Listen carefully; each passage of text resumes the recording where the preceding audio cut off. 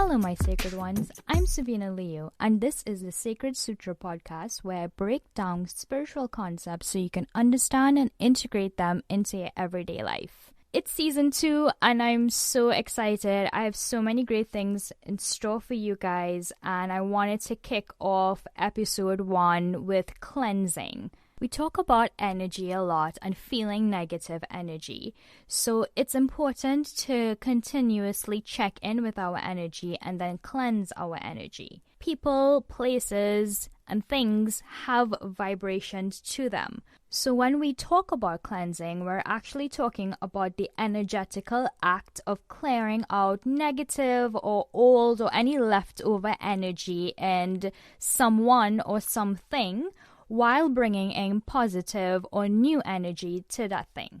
And today, I want to focus on cleansing a physical space. You would want to cleanse a physical space because you might have moved into a new apartment, or you bought a new house or a new office building, or you've had people over that their vibe was just a little bit funky and you don't like their energy remaining in your house. You would want to cleanse because of those things. Some people cleanse because they can feel residual energy from past owners or past energy that has been left behind. Now, there are several ways that you can cleanse a space, and I'm going to give you around 5 ways you can cleanse your space. And we're going to start off with probably the most widely known ways of cleansing. It's called smudging. Smudging is the intentional act of burning herbs or resin or incense to purify or cleanse a space, and it's traditionally found in indigenous and Eastern cultures. In indigenous cultures, they would use sage or palo santo or sweetgrass to cleanse their areas. And in Eastern traditions, they would use resin or incense to purify. Now, if you've been listening to me for a while, you would understand that with any divination tool, you understand that the power doesn't lie within the divination tool. The power actually lies within yourself, and it comes from your intention while using the tool. So, it does not matter if you use sage, incense, wood, resin. The results will always be based on your intention and your vibration. But what you do want to do is use a tool that is high in smoke. The smoke is actually what carries the intention. What you learned in my podcast about elements is that fire turns objects into air particles, and then air particles become part of the ether and everything. So what happens is that the smoke collects and transforms stuck and negative energy. It almost dissolves the negative energy. And because the smoke goes everywhere, it makes the process of cleansing very, very quick. You can also use the same smoke with an intention of bringing in positive energy. So you're asking that it melts or dissolves negative energy and to bring in positive energy. Now, it's helpful that when you're doing this kind of smudging, you want to open a door or a window to let and release all the negativity out and to bring in positive energy, so the energy in a particular room or a particular space is not stagnant. Now, when it comes to fire and smoke, you can also use that for offerings. In my culture, we have something called a hawan kun, and you basically put wood inside of this clay or metal pot, and you offer things to gods, and the energy is then converted into everything. So your offerings become, and your gratitude becomes part of everything. So if you wanted to smudge your house, let's say, you would first get a shell or a clay pot or something that is fire safe to collect ash. And you can put sage, dry sage, resin, incense. I like to collect a multitude of different things and put it into the pot. You light your herbs.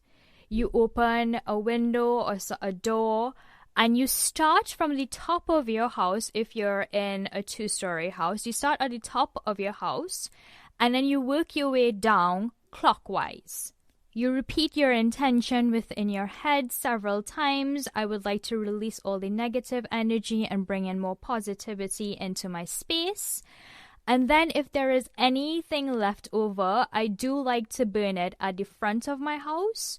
And when it's completely burned, then you can take the ashes and you can return it to the earth and do the procedure whenever you need to. So how often should you be smudging? You do it at least a general smudging twice a year. And then if there is any energy, like if you walk into your house one day and it feels super heavy, or people leave and it feels super heavy, you can smudge after they leave. If you feel like the energy in your house is stuck, you can also smudge then. Now, there might be some of you out there who are like, smoke really irritates me, I'm super sensitive to smoke. How can I smudge but it be a smokeless smudge?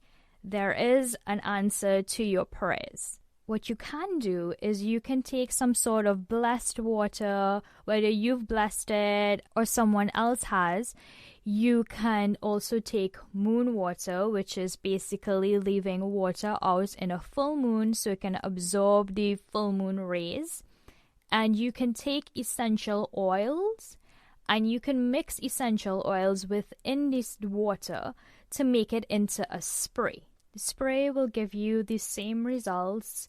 Like I said, it's not a divination tool, but it is your power and intention behind the tool. If you would like a recipe for a good smudging spray, I will leave it in the description below. It's a really powerful one and it could give you some ideas of what essential oils you can use in your spray. Another great way of cleansing and protecting your space is by salting. So salt absorbs negative energy and it's really good at protecting a space. So you can take fancy, yes, Himalayan salt, but you can also use just regular salt, and you can take a bowl of it and you bless the bowl of salt saying, I would like it to cleanse and protect my space. And you take that salt and you put it around your house or around your space. Now, if you live in an apartment, what you can do is put it on your windowsills and in front of your door. Leave it for a couple of days and you could always sweep it away. It's a simple yet really powerful way to cleanse and protect your space. Witches have been using it for a very long time. Another method that we use in my culture all the time is mopping with white lavender water or red lavender water. There is something about the energy of lavender water that just cleanses. And when you mop with it, you are spreading it around your entire house. You can get it on Amazon. And if you don't have access to white lavender or red lavender, you can also use Florida water. It leaves your space feeling so calm and so zen, and like the energy is just right.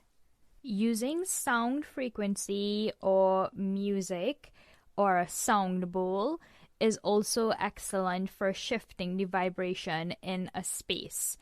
And sound just travels and cuts negative energy like no other. So hop on YouTube and find your favorite frequency music. If you have a sound bowl, you can use a sound bowl. If you want to hear monks chanting, that is also really great. That will immediately change the vibration of your space. Cleansing your space is super easy. You do not need a professional or a practitioner to do it. You can do it yourself. If you feel like it's an energy you cannot handle, please do reach out to a spiritual practitioner that can help you. But it is something that you could do on your own, and it will be just as powerful and intentional as if someone else does it for you.